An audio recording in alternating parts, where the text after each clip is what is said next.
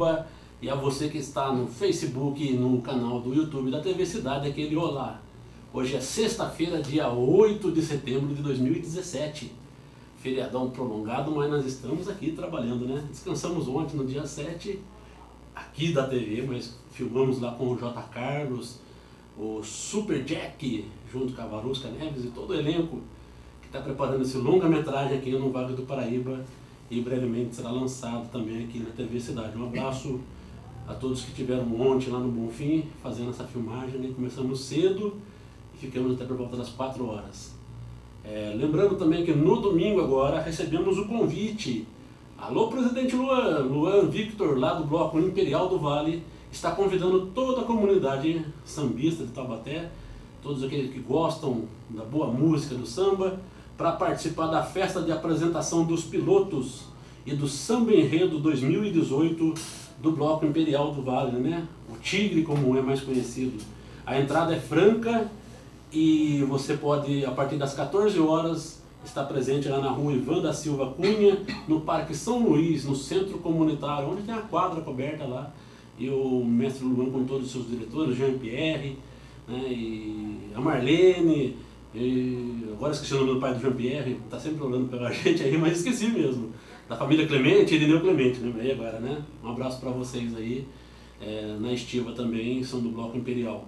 Então está dado o nosso recado, o cartaz está aí para vocês verem também, no domingo, dia 10/9, a partir das 14 horas, então já tem onde você ir, onde você curtir a sua tarde de lazer no domingão. Hoje é o Dia Internacional da Alfabetização, e para a gente conversar sobre o assunto, nós estamos reservando 2 blocos hoje com professores, com mestres, para poder falar um pouco da alfabetização no Brasil. Agora, no primeiro bloco, eu recebo os professores o Walter Perrone e o Vandro Luiz, eles que vão discutir sobre planejamento de estudos para concursos e vestibular. Boa noite. Boa noite, André. Boa noite, André. Boa noite a todos de casa. Meu nome é Vander, eu sou graduado em Comunicação Social, mas tenho conhecimento pleno na língua inglesa e atualmente leciono aulas particulares para alunos de todas as idades, inclusive crianças, onde nas minhas aulas eu aprofundo todo tipo de conhecimento da língua inglesa, parte escrita, conversação, pessoas que no momento não têm conhecimento algum sobre a língua inglesa, eu faço um embasamento desde o início mesmo para a pessoa ter o conhecimento, né, sobre a língua, e assim, pessoas também que buscam, por exemplo, uma nova oportunidade no mercado de trabalho, que é de extrema importância, né? Ainda mais nessa crise atual que estamos, o conhecimento de uma língua estrangeira assim, é realmente de extrema importância. Então, assim, e também eu busco lecionar para pessoas que, por exemplo, têm o intuito de fazer um curso, porém, devido ao preço inacessível das escolas de idioma, porque devido realmente à realidade muitas pessoas não têm a condição, eu tento oferecer também com um preço menor, acessível, para que eu consiga passar também o conhecimento para essas pessoas que também buscam oportunidades no mercado de trabalho. Bom, boa noite, meu nome é Walter. Por formação, eu tenho bacharelado em Educação Física e também licenciatura. Já trabalhei em algumas escolas aqui de Taubaté e hoje eu trabalho dando aula das principais disciplinas que caem nos vestibulares, concursos e também para auxílio no ensino médio, o pessoal que está no ensino fundamental e tem dificuldade principalmente com as provas finais. Essa ideia surgiu, eu sou vestibulando de medicina, então faz 4 anos já que eu estou no meio acadêmico aí, trabalhando para ingressar na Universidade de Medicina, e durante todo esse período eu consegui armazenar um conhecimento, ver a diferença das matérias que caem mais nos vestibulares, nos concursos, os principais concursos, Unicamp, FUVEST, Unesp, Enem, e hoje eu passo isso para os meus alunos também, no mesmo intuito, porque esse eu acredito que seja o intuito do professor particular. Além da comodidade de ir na casa da pessoa para dar aula, a gente consegue oferecer um custo menor, né? Porque se o aluno ele tem um dinheiro a mais para ser ofertado para essa situação de poder estudar e poder buscar a tão almejada vaga no vestibular, ele tem dinheiro para pagar um cursinho. Então, as pessoas que dão aula particular, elas são justamente para trazer um preço mais acessível mesmo, para quem quer aí dar continuidade no estudo, poder atingir níveis mais avançados de conhecimento aí para ingressar aí na universidade. Pergunto para vocês, como planejar os estudos para as provas? Qual é o método mais adequado? Olha, eu acho que primeiro de tudo a pessoa tem que se organizar, né? Porque a pessoa, creio que sim, o aluno, ele tem uma vida fora os estudos, né? Então acho que primeiro de tudo é saber se organizar, saber separar o momento certo, tanto da parte da diversão, né? Horário de trabalho, que muitos alunos também trabalham, né? E manter o foco, né? Manter o foco porque, assim, sem foco, infelizmente, o aluno não vai conseguir chegar a lugar algum, entendeu? Então, acho que, assim, primeiro de tudo é organizar os horários, né? Quanto tempo por dia, Walter, um aluno deve reservar para poder estudar? Qual é o tempo eficiente? André, não tem um tempo eficiente.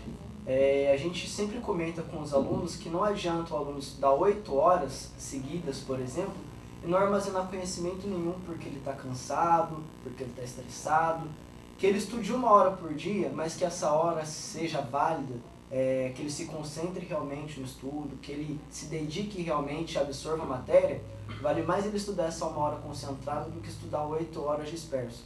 Isso tem acontecido muito hoje, principalmente com os vestibulandos, né? Eles querem aí, por pressão, estudar grandes períodos, passar grandes períodos lendo, e no final ele não consegue absorver muito, porque existe um estudo científico que diz que pelo menos a cada 30 minutos é necessário que você pare 5, 10 minutos, a cada 30 minutos de estudo, que pare 5 a 10 minutos para fazer qualquer outra coisa, porque a concentração da pessoa ela fica debilitada depois desses 30 minutos. Depois de 30 minutos ela começa a perder o foco, então passa a ser menos efetivo.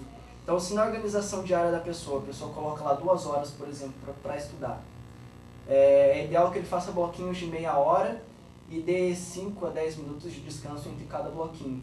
E uma coisa que é muito importante que a gente diz para o aluno, que é para não perder a motivação, é ele se permitir uma premiação no final do estudo.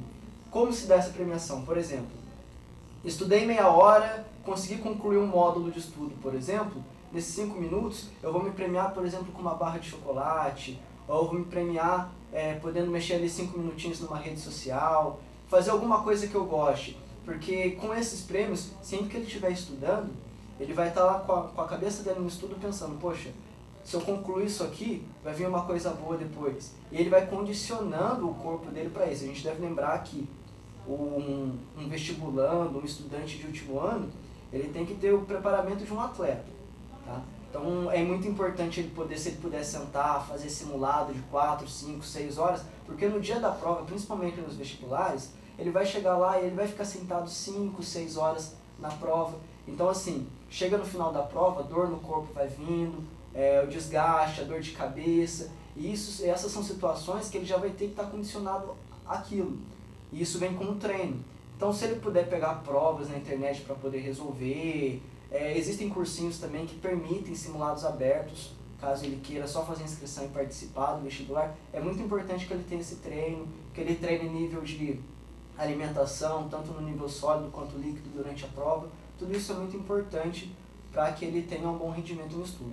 Principalmente com questão da hora, que ele tenha estabeleça um período que seja um período efetivo para ele. Que ele consiga absorver bastante. Se ele vê que passou 2 horas, ele já não está legal para estudar, para, vai fazer outra coisa e quando ele se sentir melhor, volta para estudar. O que a pessoa tem que evitar exclusivamente fazer durante esse período de estudo?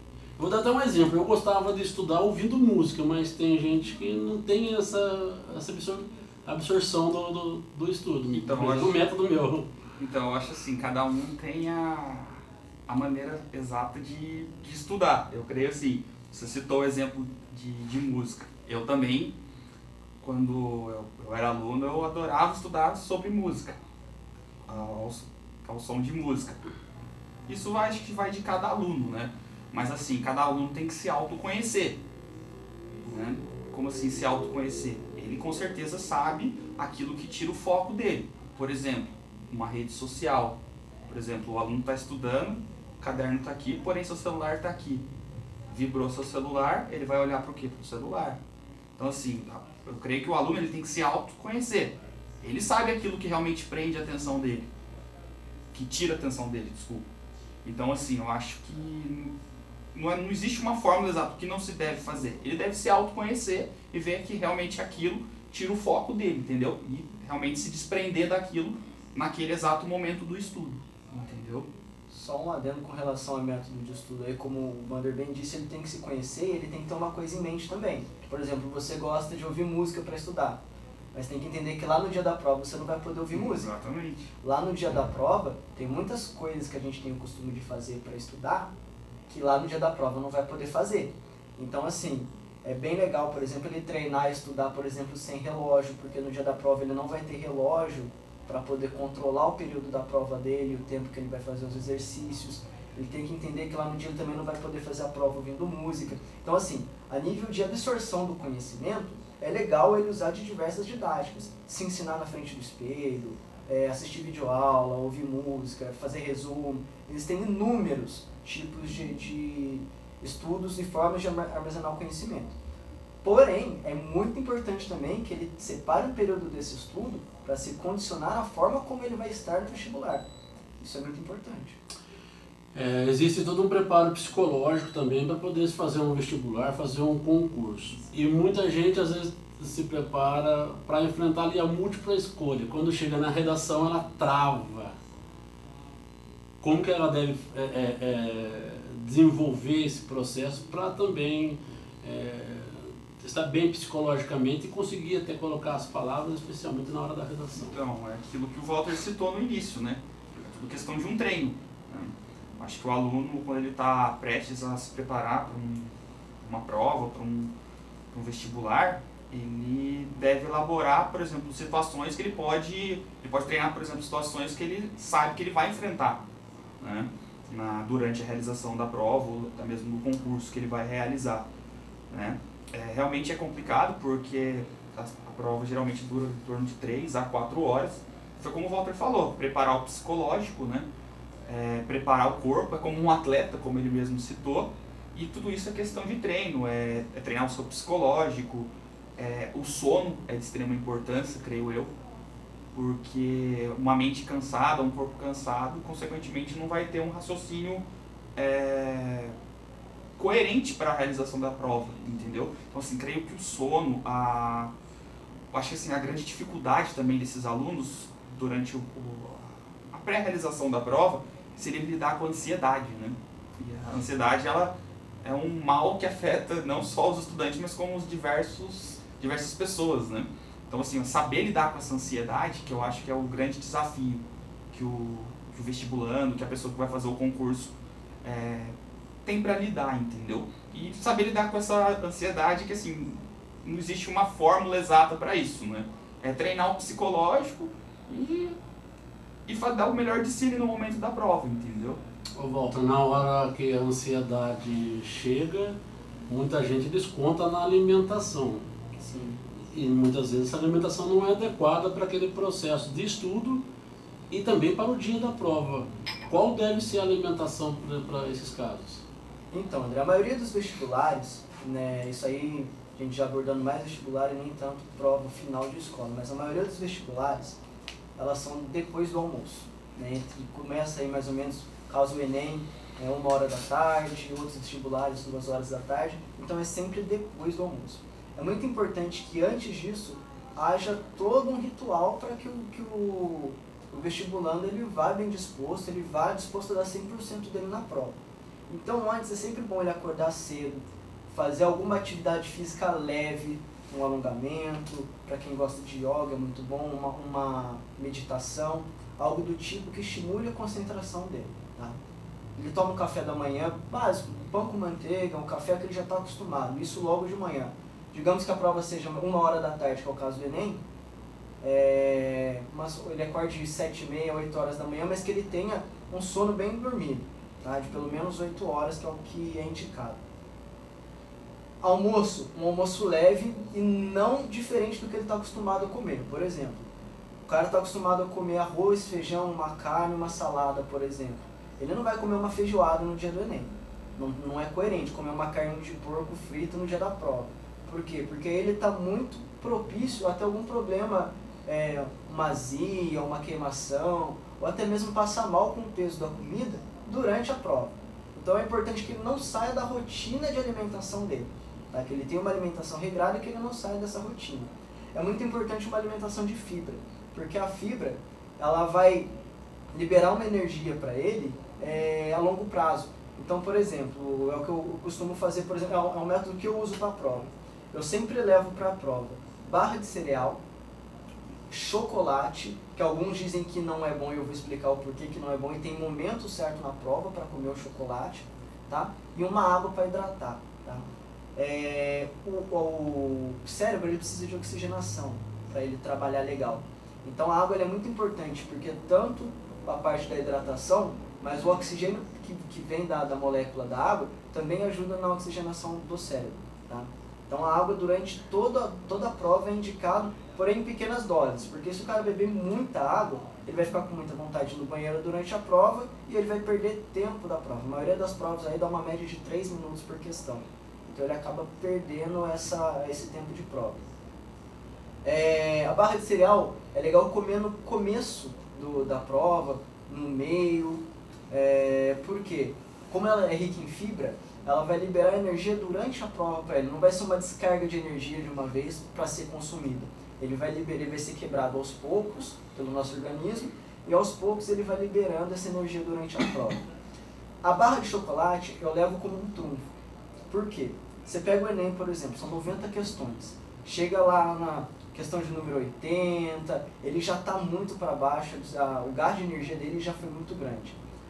O chocolate ele vai dar aquela descarga de energia na hora, porque por ser glicose, né, ser quebrado em açúcar, o organismo ele vai quebrar aquela energia mais rápido e vai consumir aquela energia mais rápido. Tem um porém, por que tem que ser usado no final da prova? Ele vai dar um pico de energia, mas depois ele cai. Então, se ele usar esse chocolate no começo da prova, ele vai comer, ele vai ter uma descarga de energia muito grande, só que depois vai dar sono nele, porque ele vai queimar essa energia muito rápido. Então vai dar sono nele. Então a gente diz que o chocolate é aquele combustívelzinho final, é o passo final para ele terminar a prova, tá? Não aconselho levar refrigerante, porque o refrigerante vai esquentar durante a prova, e aí você pode ter problema com gás do refrigerante, o refrigerante quente também faz mal. Chá, se for tomar, toma antes da prova, porque chá também é diurético, tá? Com relação à questão da ansiedade, é muito importante, algumas pessoas gostam de tomar suco de maracujá, ou mascar uma folha de maracujá, algo que traga mais paz para ele. Não é recomendado, porque do mesmo jeito que traz paz, traz sono durante a prova. Tá? Então o ideal para a ansiedade não tem outro jeito, é treinar, treinar, treinar. O melhor combate à ansiedade é o conhecimento, é a confiança. Quanto mais você absorve o conhecimento, quanto mais você está confiante daquele conhecimento que você absorveu, você quebra mais essa ansiedade. Então é resolver exercício, se ver satisfeito por saber resolver os exercícios, e essa confiança vai quebrar a ansiedade no dia da prova. Wander, hoje o acesso à informação está muito mais facilitado aí por conta das redes sociais. Mas muita gente ainda tem dificuldade de procurar essa informação de forma adequada e de encontrar fontes confiáveis. Eu lembro que antigamente eu tinha que comprar apostilas para os concursos, apostila também para o vestibular, para estudar mais de forma específica. Onde a gente pode encontrar hoje de fácil acesso a esse material? Olha, material, sim, internet, realmente eu não aconselho. Como você falou, livre acesso. Muitas pessoas hoje, eu vou pesquisar, por exemplo, no Google Tradutor. Eu sou meramente contra o Google Tradutor, por exemplo, específico mais para minha área, estando mais para minha área da língua inglesa. Porque a língua inglesa, ela eu costumo dizer para todos os meus alunos que para você aprender o inglês ele é interpretação, ele é interpretativo. O inglês, de forma alguma, você consegue traduzir ao pé da letra, palavra por palavra. Já a rede social do Google, que é o Google Tradutor, ele já traduz isso ao pé da letra. Muitos alunos me questionam, professor, posso usar o Google Tradutor? Eu sou meramente contra. Eu sou a favor do que? Da didática antiga, para lecionar a língua inglesa. Por quê? Porque na internet você encontra muitas coisas, como você citou, não são confiáveis. Já na didática mais antiga, você consegue já verificar conteúdos mais específicos. Quando eu iniciei os meus estudos, lá em 2001, faz tempo, com 11 anos de idade, eu comecei estudando com uma coleção chamada Let's Go, que era uma coleção para infantil, uma didática infantil. Só que eu absorvi muito com isso. E até hoje eu consigo lecionar muito do que eu aprendi lá atrás com essa coleção Let's Go para os meus alunos hoje. Eu raramente faço uma pesquisa, por exemplo, numa rede social, no Google. Por quê? Porque não é um conteúdo tão específico como era a didática anterior, entendeu? Então, assim, creio que as fontes exatas, no meu ponto de vista, são as didáticas antigas. Macetes que os postulantes à vaga, tanto no vestibular quanto no concurso, devem observar. Fazer a prova de português primeiro, fazer a prova de matemática, eliminar, deixar para trás o que ele não sabe. Quais são os macetes? Primeiro macete, André, acho que é ler o edital. É o básico, né? E que as pessoas menos fazem. É ler o edital. Por quê? Tem provas que são muito específicas. Por exemplo, o Enem, ele diz para o aluno que ele tem que levar caneta preta. E inúmeras vezes você vê gente chegando lá com caneta azul, caneta de qualquer outra cor, menos a preta. Então, o primeiro macete é ler o edital, para você estar dentro. Pode ter certeza que muitos alunos, muitos concorrentes, já vão ser eliminados só porque não leram o edital. Chega na hora errada, leva o material errado, esquece um documento. Tem prova, por exemplo, que pede o RG e tem que ser o RG. E aí a pessoa leva, por exemplo, a CNH. Aí não adianta, não vai fazer a prova. Então, o primeiro macete que eu indico aí é a questão de ler o edital. Com relação às matérias que começar, que terminar, aí é a questão do treino. Tem pessoas que gostam de começar, por exemplo, a matéria, pela matéria mais difícil, porque aí depois consegue controlar melhor o tempo nas mais fáceis. Tem gente que gosta de começar pelas mais fáceis, porque aí ganha tempo depois para fazer as difíceis. Eu, por exemplo, na redação, né? A questão que fica, começa a redação no começo, no meio ou no fim da prova? Eu, particularmente, eu gosto muito de fazer redação no meio. Por quê? Eu abro a apostila de exercícios, leio o tema da redação. Enquanto eu estou fazendo os primeiros 45 exercícios, eu estou já formulando algumas coisas na minha cabeça sobre a redação e vou ganhando tempo. Muitas vezes eu ainda acabo conseguindo informações a mais dentro das perguntas que são propostas na apostila para desenvolver minha redação. Então eu gosto de fazer no meio. Tem gente que gosta de fazer no começo, porque aí o tempo que sobra já fica leve para fazer a prova, porque tem muita ansiedade na redação. E tem gente que já é confiante demais e gosta de fazer no final, né? Acha que tem ali para ele que em 1 hora ele consegue fazer a redação certinho, ele separa 1 hora para fazer a redação. Não existe muito macete, existe treino para se adequar melhor. Cada pessoa é muito individual isso, cada pessoa absorve de uma forma diferente e aplica de uma forma diferente. Então não existe uma receita pronta, cada pessoa tem que descobrir a receita que melhor cabe para ela. Wanda, no seu caso, a importância do conhecimento de uma outra língua, em especial o inglês, né? Que eu acho que é a língua universal até agora, né? Olha, André, creio que é de extrema importância. Principalmente na busca de uma oportunidade no mercado de trabalho, né? Às vezes um candidato à vaga, por exemplo, ele é totalmente qualificado para aquela determinada vaga ou função, porém não tem conhecimento algum na língua inglesa, né? Eu cito eu mesmo como um exemplo. Uma vez eu prestei um processo seletivo para trabalhar numa terceirizada da LG Electronics e a entrevista toda foi em inglês. Não me questionaram se eu tinha um conhecimento ou não, foi juntamente com um coreano até a entrevista, totalmente em inglês. Então, assim, creio que é de extrema importância, né, André? E assim, que eu sempre falo para os meus alunos também, o inglês, ele é prática, né? Porque, por exemplo, não adianta simplesmente o aluno ir, faz, vamos dizer, 2 vezes na semana a aula comigo, pega o caderno, jogou ali o caderno, não viu mais nada. O inglês, ele tem que sempre estar se praticando. Como que é essa prática? Vendo filmes, músicas, né? Creio que a tradução de músicas, ela ajuda muito, né? Ou até mesmo você ver um filme e prestar muita atenção na própria legenda, né? Existem diversos métodos que, além da aula que é feita, né?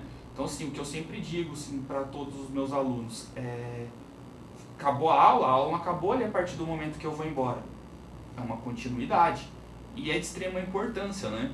E com a crise atual que estamos, infelizmente, passando, creio que o candidato à vaga, tendo o conhecimento, tendo conhecimento sobre a língua inglesa, ele já se sobressai perante aos demais candidatos, né?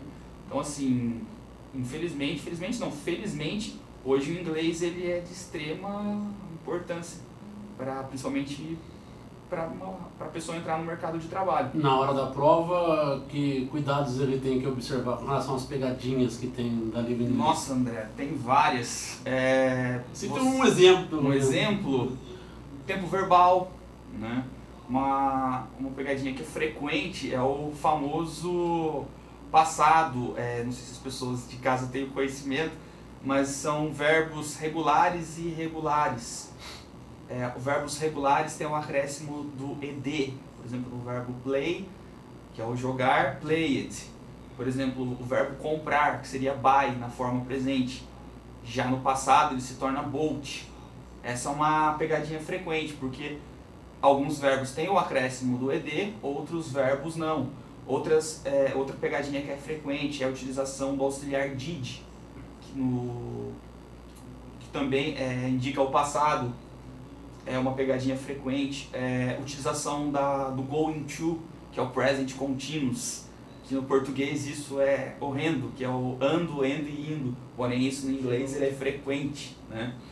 Então são pegadinhas que são frequentes. E uma coisa assim que eu sempre visualizei em provas a interpretação de texto em inglês.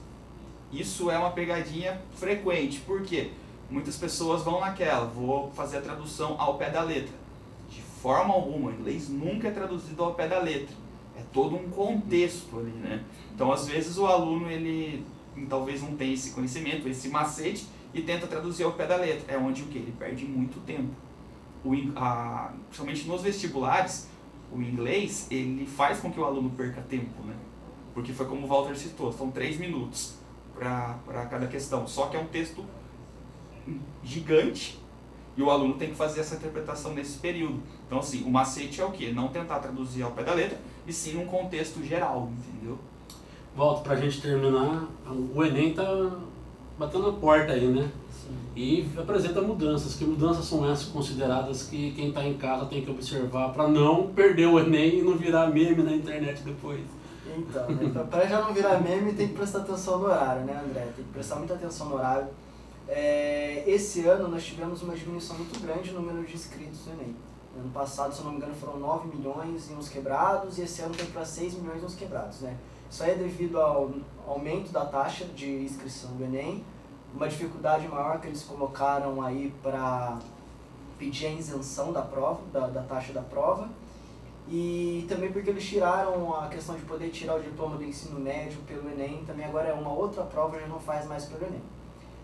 Ficar atento com relação aos dias das provas. Até o ano passado, o Enem era sempre no mesmo final de semana, né? Sábado e domingo. Esse ano ele já foi fragmentado em 2 finais de semana, né? Na primeira semana eles vão abordar redação, linguagens e códigos e humanas, a parte de humanas. Já na segunda final de semana eles já vão trabalhar parte de ciências da matemática, né? E ciências biológicas, né? Aí cai física, química, matemática, biologia, toda essa parte. Então ficar bem atento com relação aos dias, com relação ao horário, com relação ao material que vai levar, o que precisa levar certinho, o que pode e o que não pode levar, porque ainda mais o Enem sendo uma prova do governo federal, ele tem fiscalização da Polícia Federal e de diversas situações, porque por ser uma prova muito grande é muito suscetível a fraudes, enfim. Então eles batem muito em cima de maneira muito rígida com relação ao edital. O edital tem que ser cumprido à risca. Então qualquer coisa é motivo para ser eliminado. Então prestar muita atenção no edital, muita atenção nos dias. Então, para terminar, gostaria que você deixasse contato para quem está interessado em ter as aulas particulares, tanto de inglês, quanto as aulas particulares das demais disciplinas também que vocês estão oferecendo para os jovens, para quem se interessa em aprender um pouco mais e também quer passar aí no vestibular ou nos concursos que estão à vista aí. Então, pessoal, o meu contato ele pode ser feito através da minha rede social. Meu perfil no Facebook é Vander Luiz, ou através também do WhatsApp, no telefone 99209-7397. O curso ele é dividido em 4 módulos, com duração mais ou menos de cada módulo de 3 a 4 meses, onde as aulas são lecionadas diretamente na residência do próprio aluno, e onde eu vou até a residência do aluno para lecionar essas aulas. Então, para me contatar, então, pode ser através do Facebook. Meu nome é Walter Perrone, Walter com V, tá? E por WhatsApp, 99749-2342, o código de área é 12. Trabalho com as disciplinas de português, matemática, história, geografia, física, química, biologia e redação. Leciono para ensino médio, vestibular e concurso público. Atendo em casa, tenho uma sala lá em casa pronta para receber os alunos, e atendo também na casa do cliente, do aluno. Pode ser tanto em grupo quanto particular. Eu trabalho das duas formas, ou dando aula para grupos ou dando aula particular. Bom, nós agradecemos os professores Vander Luiz e o Walter Perrone, que deram essa orientação, né, de como fazer um planejamento adequado de estudo para concursos e vestibular. A gente vai para um rápido intervalo, daqui a pouco nós voltamos também para continuar discutindo o processo de alfabetização no Brasil. Rapidinho, já voltamos.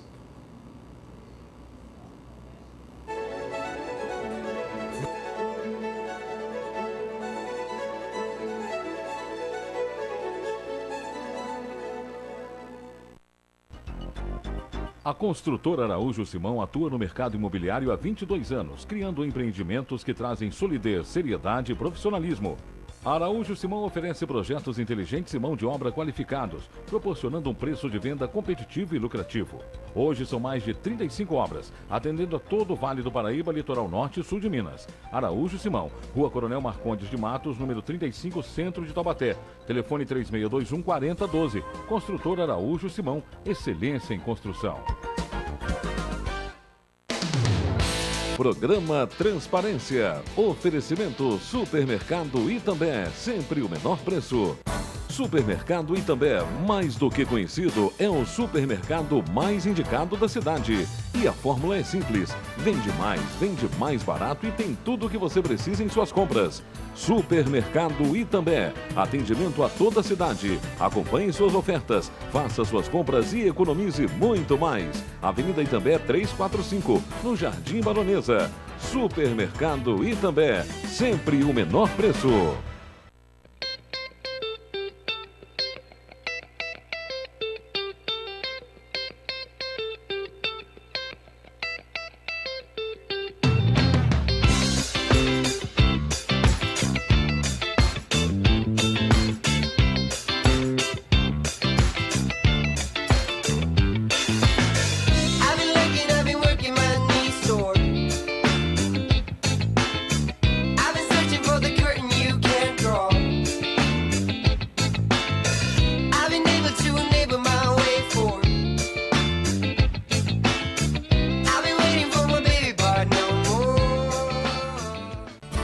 Nós estamos sempre com você e em muitos lugares, ajudando na limpeza das cidades.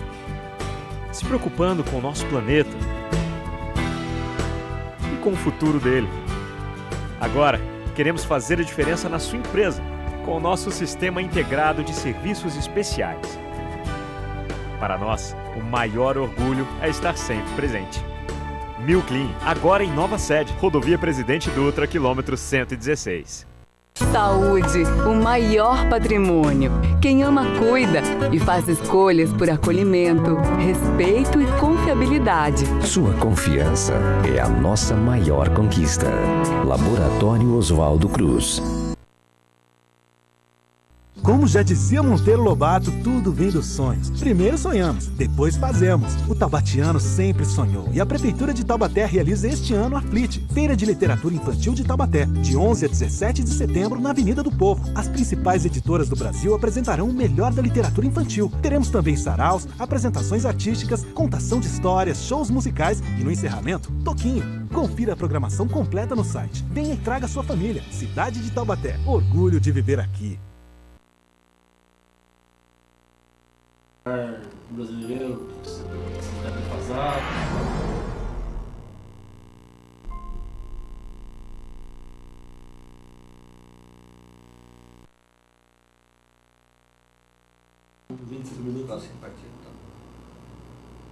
Estamos de volta aqui, olha, não entrou nem a vinheta, gente, é direto aqui na TV Cidade, ao vivo, é isso daí, né?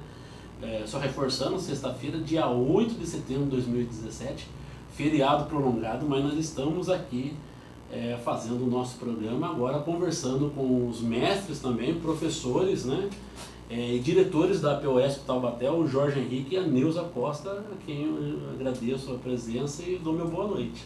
Boa noite a todos os telespectadores, boa noite às pessoas que estão interessadas no ensino, que hoje é tão difícil, né? A gente passa por um momento bastante complicado em relação ao ensino, até com um momento de descaso por parte das autoridades competentes.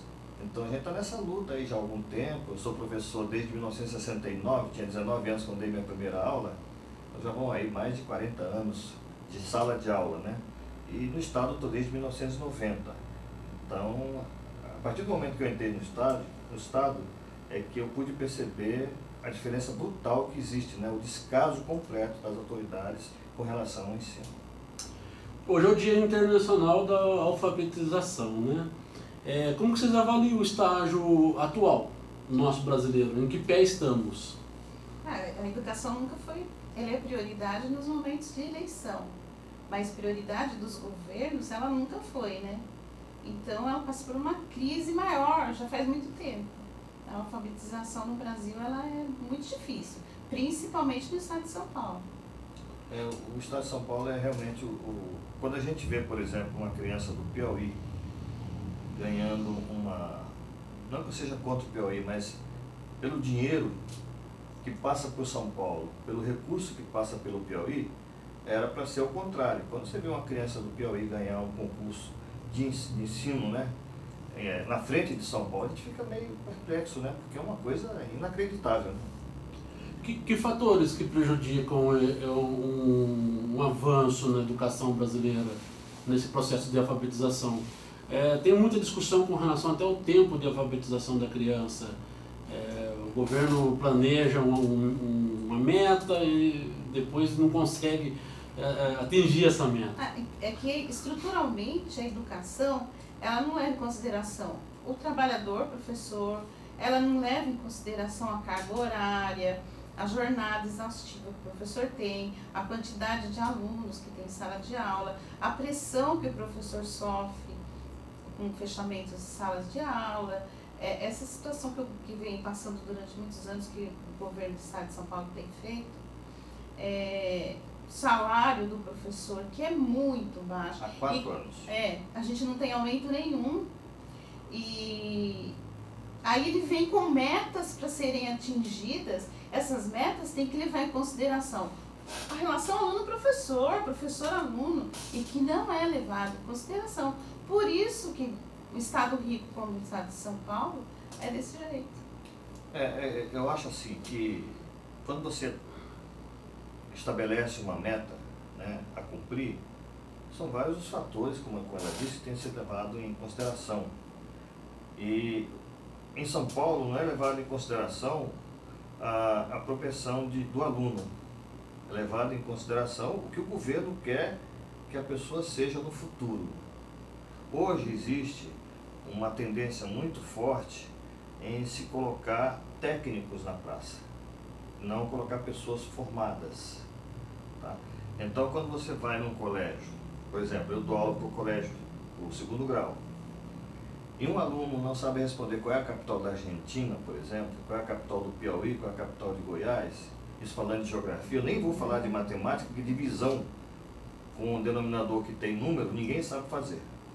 90% não sabe fazer. É alarmante quando você pega um aluno da prefeitura, que antigamente era exemplo de ensino, por exemplo, antigamente quem estudava no Ezequiel era um gênio, né? Hoje você recebe com bastante preocupação alunos do Ezequiel, que são atrasadíssimos do ponto de vista de base, enfim, eles trazem do 9º ano para nós uma base quase inexistente. E outra, problemas de educação terríveis, como, por exemplo, falta de controle, falta de limite. A gente tem que começar a primeira e a segunda semanas do primeiro ano educando o aluno de como é entrar no 2º grau. E você depara com uma coisa que você não deparava antigamente, que infelizmente é um mal que assola toda uma sociedade, que é a pessoa que fica lá fora aliciando os menores para entrar pelo caminho diferente daquele que é o de estudar. Quando a gente recebe a nossa capacitação, vem aqueles grandes autores, Piaget, etc. Mas no tempo dele não tinha um traficante na porta da escola, convencendo os alunos a não entrar para ir para outro canto. Então, a dificuldade é tanta que a gente fica sendo... Às vezes vai pai lá pedir conselho para a gente, vai mãe reclamar porque está dando muita tarefa para o filho, imagina. Né? Enfim, sofre um monte de pressões. E outra, hoje um professor que tem um cargo só, ele ganha menos que uma faxineira. Desculpa a faxineira que estiver ouvindo, não é contra ela, sabe? Porque uma faxina hoje custa cerca de 100, 120 reais. Eu duvido o professor que ganha isso por dia iniciante. Não ganha. Então, hoje mesmo na PUESP nós estávamos conversando, aí tinha um professor que ele falou que ele ganha mais para se sustentar nos finais de semana porque é um músico. Cantando em barzinho. Enquanto professor, ele está no vermelho. Ele conseguiu alguns trabalhos como músico e é isso que faz a sobrevivência dele. Então, é um casal de professores que vivem desse jeito. Então, não existe o abandono da família, que já são gerações que estão fazendo isso. E o professor na sala de aula, o que ele consegue fazer? Tem professor que vai na atividade da serra, vai em poço alto, né? Ele vive andando por aí, ele não se alimenta, ele paga para trabalhar. Então, como é que a educação pode ter E isso é mais complicado no caso do professor quando ele está em início de carreira, né? Porque daí ele tem que realmente ir aonde mandam, né? Hoje em dia a gente tem... Como que a gente vai formar mais professores com uma situação dessa, onde o professor tem que dar... Está em falta. Então, tem uma pesquisa que fala a quantidade de professores que ingressam no Estado e a quantidade de professores que desistem. Porque quando ele já tem um tempo, ele já fez com que a vida dele fosse caminhada nesse sentido, fica mais difícil para ele sair, ele submete essa vida sem comer direito, sem dinheiro, pagando para trabalhar, indo viajando para todos os lugares. Você tem que ter assim, hoje um professor, ele não pode viver do salário do professor. Então o que ele faz? Ou ele tem um segundo cargo numa escola particular ou numa escola municipal, ou um outro cargo no próprio Estado. Eu imagino que se o Estado tem 32 aulas como limite, e a gente não consegue prepará-las de modo adequado, porque as diferenças são... Você pega uma sala de 40 alunos, um é diferente do outro. Tem um que tem laudo de dificuldade. A lei diz o seguinte, que quando o aluno tem dificuldade de aprendizado, a classe não pode passar de 20 alunos. Temos classes com 40 com alunos com dificuldade de aprendizado. Alunos que têm problema de visual, você não pode dar uma aula igual a que você dá numa sala normal, porque tem um problema visual. Ou seja, você tem que falar bastante na sua aula. Aluno que é surdo, por exemplo, você tem que escrever sua aula inteira, porque ele não ouve. Aí você está dando para 40 alunos quando você deveria dar aula só para 10. Então, quando você 32 aulas não dá para preparar. Você imagina um professor com 64 aulas, com 2 cargos. E tem ferramenta adequada para isso? Não tem. Giz, Nada, microfone? Nada. Não existe um psicólogo dentro da escola, não existe nada, só a presença do professor. A inclusão, ela exclui, ela não inclui.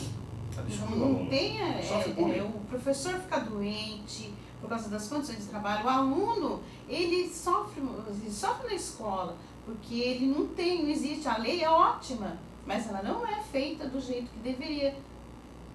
Falta material, falta orientação, formação do professor, pensar na quantidade de alunos que tem em sala de aula, para o professor poder se dedicar mais àquilo.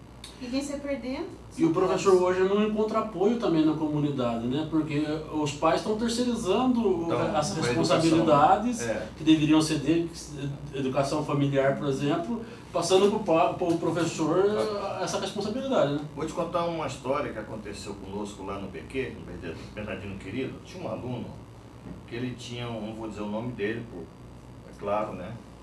Um aluno muito bom, inclusive. Ele sentava na frente, só que por volta dele não ficava ninguém, porque ele tinha um odor desagradável. Chinelo direito até a metade só, o resto era pé no chão. Aí eu e mais 2 professores, nós fomos à casa desse aluno.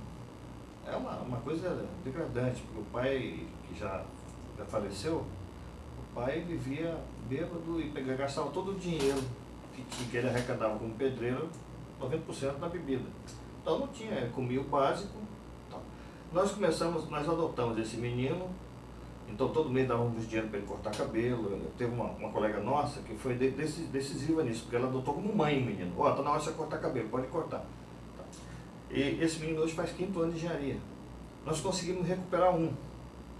Agora, quantos que passam pela gente, que vêm conversar com a gente, que eles ficam íntimos da gente até porque eles relatam fatos que são inacreditáveis. Por exemplo, como é que uma pessoa que vê todo dia o pai bater na mãe, como é que ele vai ser depois de casado? Ele vai querer bater na mulher dele também. Entendeu? Quer dizer, o problema familiar está influenciando diretamente no problema de ensino. E o governo, ele pede para a gente ter uma relação mais estreita com a sociedade, mas ele não cria meios para isso, né? Como se a gente fosse neutro. Ele desacredita o professor.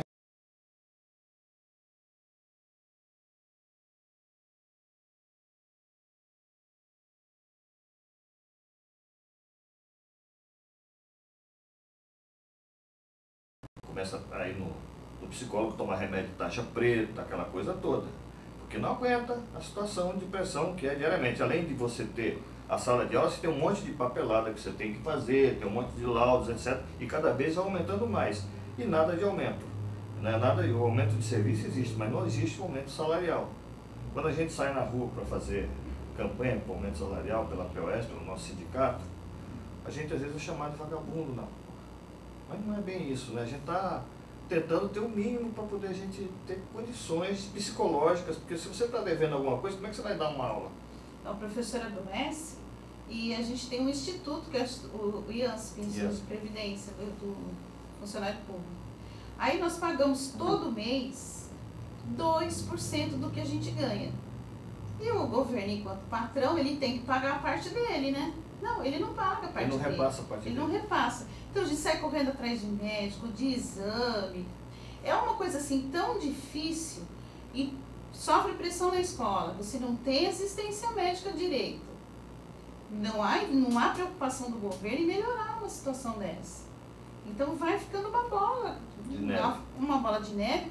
A alfabetização acaba sendo dificultada nisso.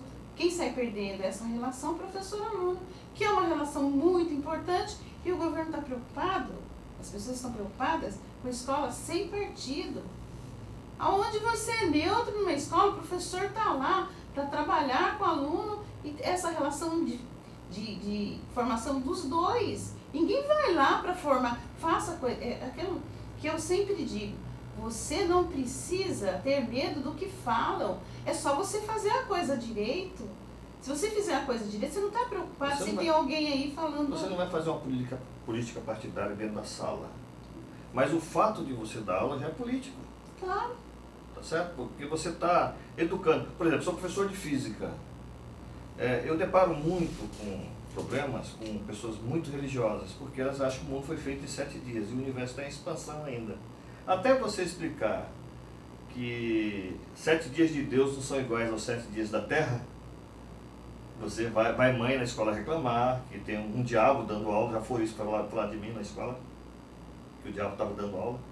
Enfim, muitas coisas assim que a gente acaba dando risada, porque tem uma professora que sofreu um certo assédio dentro da sala, moral. O aluno xingou. Uma aluna. Daí ela falou assim, e a professora falou com ela, você não devia fazer isso, aqui começou aquela discussão, ela falou assim, eu vou falar para minha mãe, pois traga a sua mãe, que a sua mãe é contemporânea, ela vai me entender. No outro dia estava pai, mãe, tio, cachorro, todo mundo lá, porque a professora tinha xingado a mãe de contemporânea. Sabe? Até ela explicar o que era contemporânea, ela quase mais apoiou da família da aluna. Entendeu? Quer dizer, o diretor com cara de riso, a professora tentando se explicar, e a família em cima, que a minha mulher é tão respeitosa, ela lava roupa, ela passa roupa, como que vem chamar ela de contemporânea? Se existisse uma preocupação com a formação das pessoas, do cidadão mesmo, não teria isso. Por exemplo, como é que você vai, eu sou professora de biologia, como é que você vai falar da questão da água, por exemplo, né, como é que a água interfere no seu organismo, se você não disser como é a condição da água no ambiente? Então, você está falando mal deles? Não, se fizer direitinho, não precisa. As pessoas não vão entender que aquilo está errado.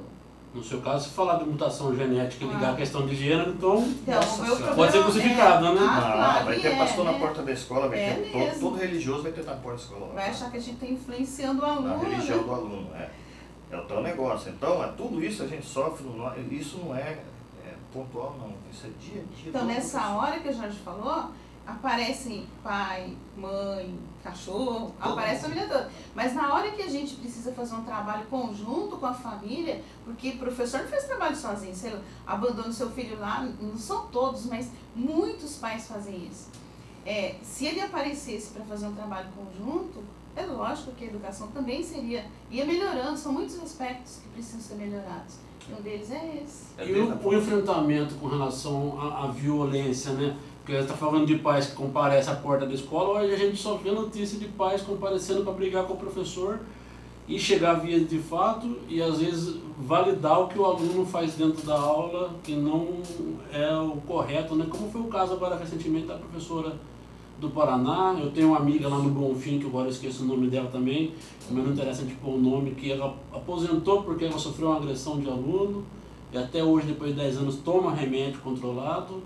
Como que enfrentar essa violência dentro da escola? A agressão física, ela acontece bastante. Agora, a agressão moral, essa é muito comum mesmo. É muito difícil encontrar um professor que não tenha passado por isso. Eu acho que uma das coisas passa pelo respeito ao profissional, e o respeito vem de toda essa relação que a gente acabou de falar. Eu me lembro que uma vez eu fui mandado embora da escola, da sala, porque eu discordei do professor de religião, né, que era um padre. E meu pai veio dando cascudo desde o Estadão até Santa Teresinha em mim. Por que eu fiz isso? Por que eu falei que o padre não tinha razão? Não se pode discordar do professor. Meu pai me educou desse jeito. Hoje, o pessoal esquece que no Japão é o único país do mundo que se faz reverência ao professor, que o imperador faz reverência, a única que ele faz reverência é o professor, porque ele não seria imperador se não houvesse professor. Aqui no Brasil, a pessoa procura denegrir a imagem do professor. Mas fulano não dá aula, não sabe dar aula. Como que uma pessoa que nunca foi professor pode julgar se alguém sabe ou não sabe? O cara estudou não sei quantos anos, fez curso de especialização, a gente faz os cursos regulares de capacitação que a diretoria manda, né? Esse negócio de agressão, teve uma vez um professor que levou uma cadeirada nas costas, foi reclamar, na época a direção de ensino disse o seguinte, machucou muito? Não, então deixa eu falar. Não configura nem acidente. Falta respeito pelo profissional. Qualquer um pode avaliar o professor, qualquer um, né? Não é. Em nosso país nós já tivemos experiências bem-sucedidas, como é o caso do Paulo Freire, né? Como é o caso também, eu tenho um amigo lá no Rio Grande do Norte, Antônio Leal, que é autor do livro Fala Maria Favela, né? Que teve uma experiência importante lá na Rocinha, no Rio de Janeiro.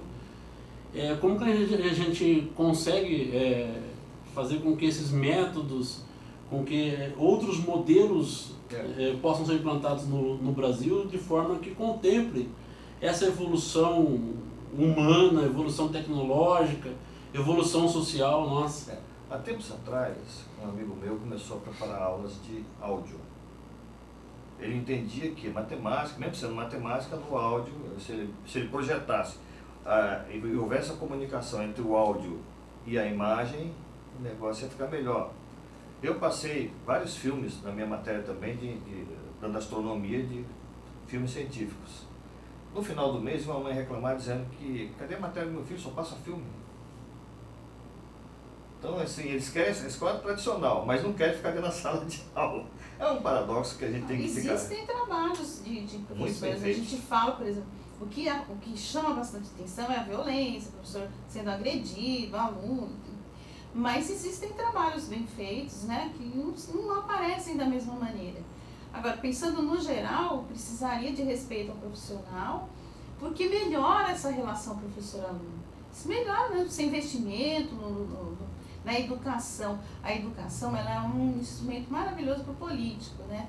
Aí todo mundo fala que a educação está ruim, que vai melhorar, e aí não melhora nada, muito pelo contrário, porque quem está educado, ele é um cidadão. O próprio Paulo Freire sempre falou, sempre pensou dessa maneira, da forma dele, simples, aparece essa questão. Pessoas, seres humanos se relacionando, né? Então, cada vez mais fica difícil essa relação. Então, na hora que isso acontecer, na hora que houver investimento nessa relação professor-aluno, profissional, quem ganha é o aluno, é a sociedade, somos nós, todos nós cidadãos vamos ganhar com isso. Agora, tem condição disso num país como esse? Cada dia que passa está cada vez mais difícil. Acho que a gente está passando por um momento e vai acontecer uma respeitabilidade dos profissionais em geral e do professor para que essa educação melhore e que não passe a ser mercadoria. Tem que ser uma coisa muito séria. Nem plataforma política, né? Nem plataforma política.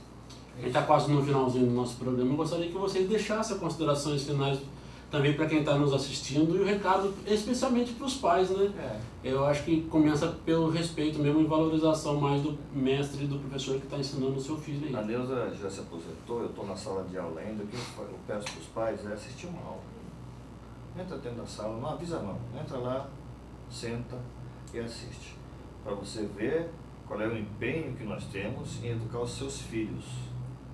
Né, para que você saiba como a gente tem preocupação com o seu filho, com o futuro desse. É esse o convite que fica.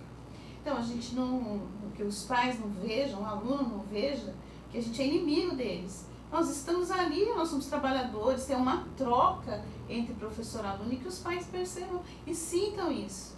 Eu me aposentei não faz 3 anos ainda.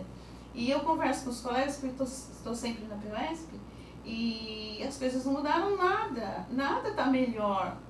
Então eu também sempre chamei, vai lá na sala de aula, apareça na escola, conviva e perceba, não vá armado achando que o professor é o inimigo do seu filho. Não é, a gente está ali para fazer, fica doente se a coisa não vai direito, né? Então é uma troca. E nós estamos no PUESP também, para conversar, para receber os professores, os pais. Que dia que tem reunião na PUESP para a gente finalizar o contato? Pode deixar algum. Nós estamos lá todos os dias. Todos os dias tem um plantão lá na PUESP. E as reuniões executivas que a gente faz, a gente promove, assim, às vezes, programas que vão fazer palestras com pais, com alunos, com o próprio professor, capacitando, etc. Sempre que houver oportunidade e tiver uma palestra dessa, a gente pode divulgar aqui, que a gente sabe que tem um canal aberto com você. Agradecemos muito por isso e que a PUESP seja parceira da TV enquanto, né, e convidar os colegas que toda terça-feira, no período da tarde, a gente tem plantão da Comissão de Saúde lá, né? Então a gente está lá para sugestão, para a gente conversar, a gente está lá, somos colegas. Onde é o endereço da PUESP Taubaté? É no Colégio 174, é Bom Conselho, centro, ali perto da prefeitura. Dizem que Jardim das Nações, você fala que é Bom Conselho, enfim, é ali. Pertinho, gente, a POSP é um bom conselho, Rua do Colégio, como eles falaram, ali próximo ao Juca Pneus, pode até falar propaganda, próximo à Prefeitura de Taubaté também, você não vai errar. Eu acho que é importante a gente acompanhar exatamente como o professor Jorge disse, uma aula, está sempre presente nas escolas, acompanhando o que acontece dentro e fora dela, os pais têm que ficar atentos. Graças a minha mãe também, que me deu uma coça, que eu vou dizer para o senhor, viu? Que me pegou lá do estado Joaquim de Moraes Filho e trouxe até o Dom Pereira, que hoje é a delegacia de ensino. Eu estou aqui, nunca repeti de ano e fui um dos melhores alunos da sala. E graças a professores, como a dona Nalvric, que foi minha primeira professora no Dom Pereira, que hoje é homenageada lá com a rua no Novo Horizonte, graças à professora Regina, que faz a leitura até hoje lá do Padre Marlon, né? Que foi a minha primeira professora no Jardim, e grandes outros mestres que passaram pela minha vida, que eu estou aqui fazendo o programa e podendo conversar com esses mestres que passaram aqui e orientaram vocês a respeito disso. Eu acho que a escola é a nossa instituição que nós devemos preservar e lutar para que ela continue sendo pública. É um direito nosso, de todos os cidadãos, porque a partir do momento que terceirizar de uma vez a educação, aí nós estamos ferrados. É só o recado que eu quero dar, sendo bem explícito. E terminando o programa de hoje, o programa das 6, o Chicoirinho está chegando já, e o nosso programa termina na sexta-feira, mas na segunda-feira nós estamos de volta aqui no canal 3, na TV Cidade Taubaté. Um bom fim de semana para você e até segunda.